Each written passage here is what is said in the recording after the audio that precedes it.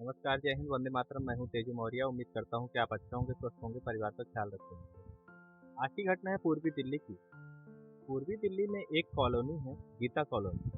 बात बात है 1 अगस्त 2023 की।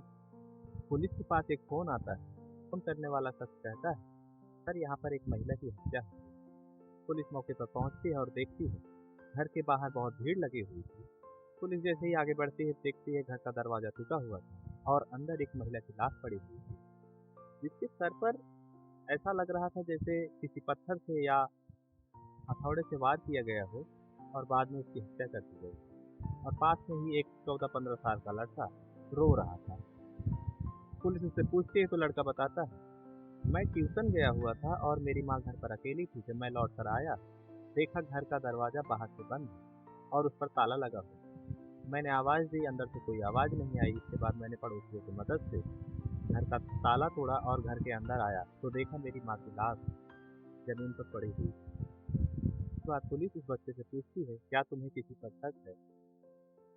तुम्हारा कोई रिश्तेदार, दोस्त, यार, घरवाले? तो लड़का एक नाम लेता है। वो कहता है, मुझे दीपक पर शक है। पुलिस को शुरुआती जांच में एक नाम का पता चल गया था। अब इस दीपक के बारे में पता लगाना शुरू कर देती है। पता चलता है दीपक यहीं दिल्ली में ऑटो चलाता है और दीपक और उस महिला की जिसकी हत्या हुई है उसका नाम पूजा है। दोनों के बीच दोस्ती हो गई थी। दोस्ती से बढ़कर था, दीपक किसी के साथ 4 साल से लिविंग में रहता है। लेकिन अभी एक हफ्ते पहले ही दीपक घर छोड़कर चला गया था।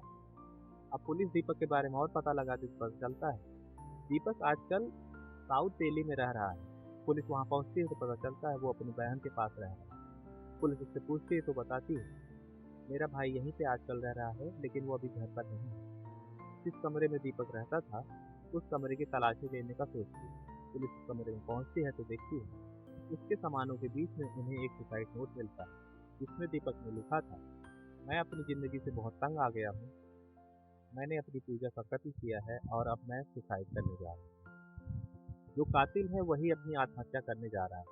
पुलिस दीपक का लाश लोकेशन निकालती है तो पता चलता है दीपक यमुना जी के किनारे पर लाश लोकेशन। अब पुलिस अपने गोताखोरों को यमुना जी में उतारती है। गोताखोर बहुत मशक्कत करते हैं लेकिन उन्हें दीपक की लाश नहीं मिलती।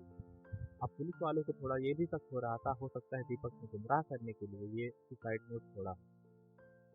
अब पुलिस अपने मुखबिरों को इस काम में लगाती है और उनसे कहती है, अगर दीपक नाम के व्यक्ति या इससे मिलता जुलता कोई इस डील डॉल का कोई व्यक्ति अगर दिखे तो हमें सलाह कर अपने काम में लग जाते हैं। कुछ दिनों के बाद मुखबिर बताते हैं सेंट्रल दिल्ली में एक मंदिर है, वहाँ पर करीब 10-12 दिन से एक आदमी रह रहा है। लोग उसके बारे में नहीं जानते लेकिन हुलिये से वो दीपक जैसा लगता है। अब पुलिस अपना पूरा जाल बिछाती है उस एरिया में और वो एक आदमी को पकड़ लेती है। पुलिस जब उसकी जानकारी जुटाती है तो पता चलता है ये दीपक ही है। इसके बाद पुलिस उसे गिरफ्तार करके पुलिस स्टेशन लेके आती है और उससे पूछताछ करना शुरू कर देती है। पुलिस दीपक से कहती है, तुम तो सुसाइड करने वाले थे, क्या हुआ? दीपक कहता है कि पता है मैं सुसाइड करने के लिए बुलेट भी लाया था लेकिन मेरी हिम्मत नहीं हुई। उसके बाद मैं यमुना जी में गया लेकिन वहाँ पे भी मेरा रूह कांप गई। उसके बाद मैंने सुसाइड करने का इरादा त्याग दिया। पुलिस पूछती है कि तुमने आखिर पूजा की हत्या क्यों की? तो दीपक बताता है, दरअसल पूजा की 2 शादियाँ हुई थी और दोनों ही मुकम्मल नहीं हो पाई थी। इसके बाद पूजा और दीपक की मुलाकात होती है। इसके बाद दोनों के बीच में दोस्ती बढ़ती है। इसके बाद करीब 4 साल से दोनों लिविंग में रह रहे थे। लेकिन इसी बीच दीपक को यह शक होता है कि पूजा किसी और से बात करती है। वो किसी और के साथ रिलेशन है। यानी पूजा की 2 शादियाँ टूट गई थी, वो तीसरे व्यक्ति के साथ में रहती थी और चौथे व्यक्ति के साथ में रिलेशन में थी।